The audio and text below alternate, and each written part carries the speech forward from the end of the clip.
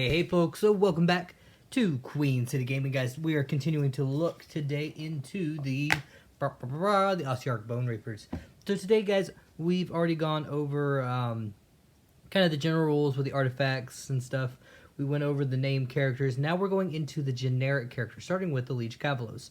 So you see the Liege Cavalos in a lot of different builds for the Ossiarch Bonereapers.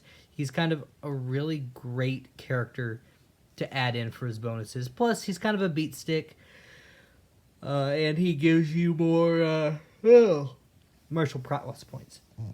So starting off, he has 7 wounds, 10 inch move, 3 save, 10 bravery. He has the Commander's Blade, which is 1 inch. Range, 3 attacks, 3's to hit, 3's to wound, with -1 rend, 2 damage, not too shabby. His Battle Shield, which is 1 attack, 3 to hit, 4 to wound, 1 damage. And then his Mount has 6 attacks at 1 inch range, 3's to hit, 3's to wound, 1 rend, 1 damage. So not too shabby. He has the Unstoppable Charge rule, which is basically when you make a charge roll, pick one enemy unit within 1 inch of this model, and roll number of dice equal to the charge move. On a 6, the unit suffers 1 mortal wound, and you can pile in an extra 3 inches. So not bad, just like the Arch Cavalos Xantos, like we talked about earlier. Now, his endless ability is, or his command ability is Endless Duty. All right, it's the same as before. And where's he at? He didn't have Endless Duty. Who had duty? He had duties. Alright. Catacrows had Endless Duty. Add one of the attack characteristics of weapons used to a unit within 12 inches. It's in the shooting or the combat phase. It's a really good ability, especially when you use it on Mortite Guard. It's great on catapults too. It has a ton of uses, and I see this being a mainstay command ability. You know, might as well get some extra attacks in while you can. So I really like him in a build to where he's kind of that I'm going to stay back and really super buff everything around me and gain a lot of martial prowess points, or I'm going to lead a small force around the side. He's no slouch in combat. He can't take out really big named heroes, but he's a really good minor character hunter. You can take him with a 10-man unit of Death Riders, kind of outflank on the side, and really cause some havoc in some lines. So there's a lot of different ways you can use the Liege Cavalos. You combine him with some of the other abilities, like where he can become a wizard. Then you can shoot him up the side and shoot some endless spells out of him. Overall, really good guy. And his build's probably really going to depend on the group you take him with. But when we talked about his command traits and stuff, all right, he had some really, really good abilities, right? The Life Stealer, where he can heal wounds, was pretty good. Dark Acolyte, where he becomes a wizard, was really good. I mean, it really helps to get that extra buff and those extra wizards in there. So if you're really limited on your characters, you can take this as command trait and get an extra wizard in your army. Peerless Warrior is really good. If you roll a 6 for your attacks, it inflicts 1 mortal wound in addition to normal damage, which is really nice. So yeah, overall, great model to include. If you wanted to do some of the relics, it just depends on how you want to build him out. I like the Helm of the Ordained. Add 1 to hit rolls for attacks made by friendly Ossiarch Bonereaper units and their mounts while they are wholly within 12 inches of the bearer. That'd be really good if you want to do like a raiding party force with a small unit of the Death Rider Cavalos, and him charging around helps them out there. So, yeah, cool deal. All right, so on to the Bone Shaper. All right, you're going to see these in a ton of lists. This is probably my favorite model, even if he's dabbing. But overall, he's a great little backup minor character. And I think you're going to see one in pretty much every single Ossiarch Bonereaper list that's out there. He has 5 wounds, 5-inch move, 4 save, 10 bravery. His talons are 2 attacks, 3's to hit, 4's to wound, no rend, 1 damage. All right, So his ability is he's more of your buffing character. You're going to see him behind the lines of the Mortech guard, kind of buffing them up and using magics to help them out. I really like him with Empower Battle Shields or the Empower Nehindrite weapons.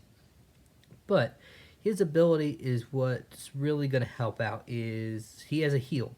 So you pick one friendly Ossiarch Bonereaper unit within 6 inches, and you can heal up to 3 wounds that have been allocated to that unit. Or if no wounds have been allocated, return slain models up to 3 or less wounds. So he works really well with the Mortech guard. I use him as a support, so my guard will be up front. He'll kind of be behind them. If I need to, I can wrap around a little bit to protect him as well. But he's really great for that. He is a wizard.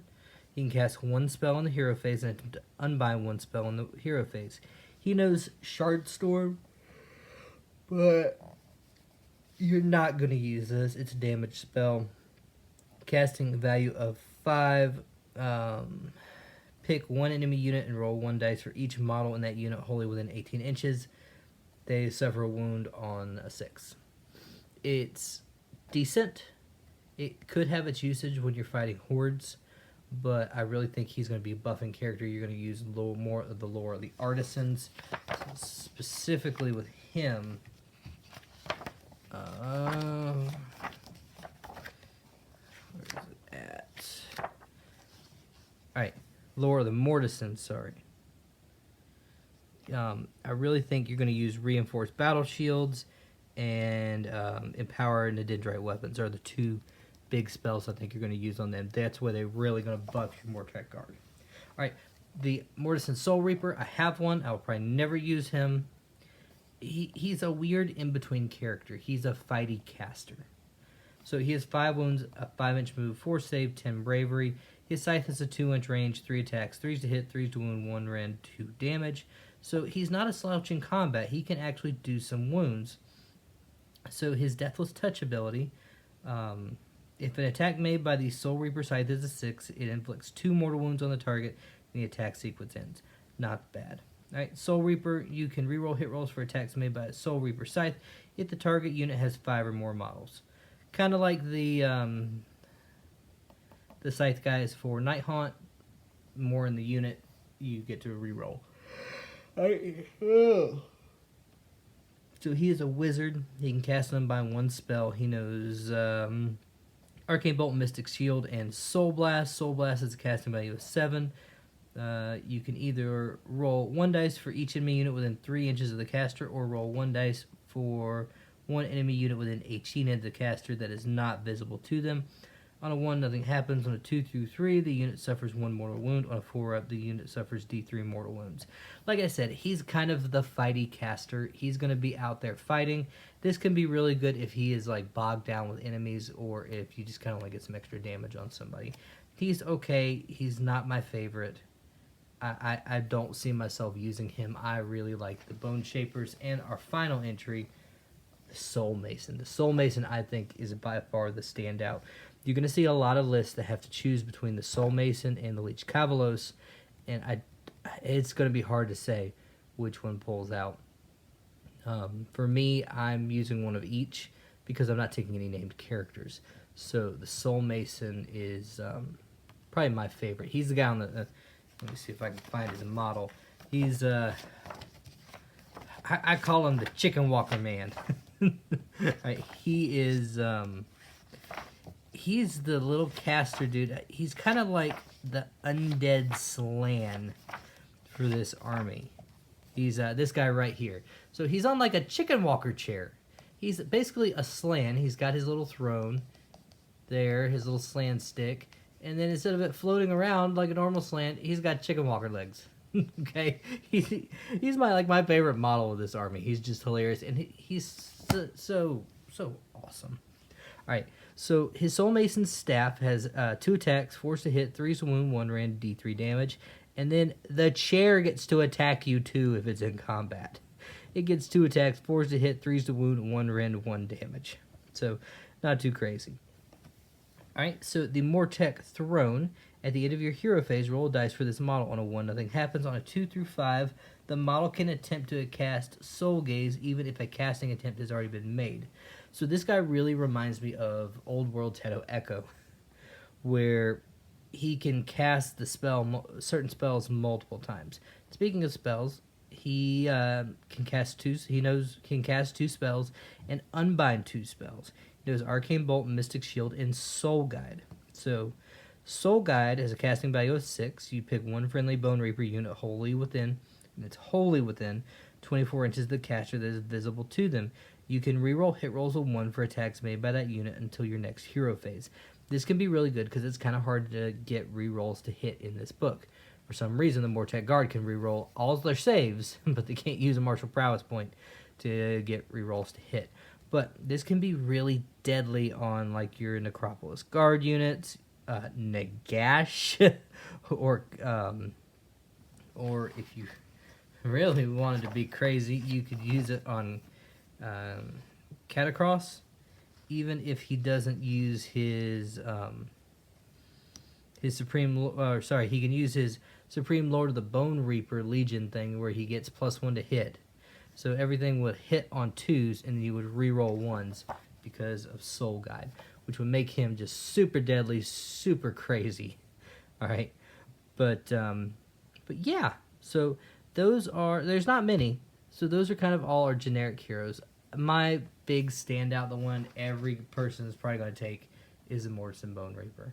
The 2 that you're kind of going to debate back and forth, am I going to take this one or this one? It's going to be your Liege Cavalos and your Soul Mason. It's going to depend on how you build your army. I really like the Soul Mason for the magic support. If I'm not playing any big heroes, I'll probably include one of each for their bonuses. All right, so really cool. And the one I'll never take is the Morrison Soul Reaper. I have one because when I build armies, I build them out to the big battalions. So I need one for him for one of the battalions, which we'll talk about later. But overall, guys, super great support characters. They don't seem like much, but when you play them in the game, they are huge bonuses out there for your forces. So, really cool. Yeah, all right. So, guys, those are our generic characters. Thank you so much for sticking around, guys. Next time, we're going to go over all the other War Scrolls. So, the Mortite Guard, the Death Riders, the Immortus Guard, Stalkers, the Archive, the Harbingers, the Harvester, and my favorite, the Catapult. Alright, so guys, thank you so much for stopping by. Queen City Gaming, signing out.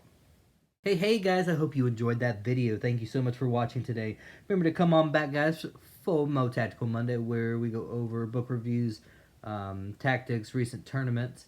Then we also have Whatever Wednesday, where I post whatever I want. Alright, and Saturday is Sigmar Saturday, where we post videos about the Age of Sigmar and the wonderful game that it is. Thank you so much for watching, guys. Please like, share, comment, and subscribe, and stay tuned for some more great videos. Queen City Gaming, signing out.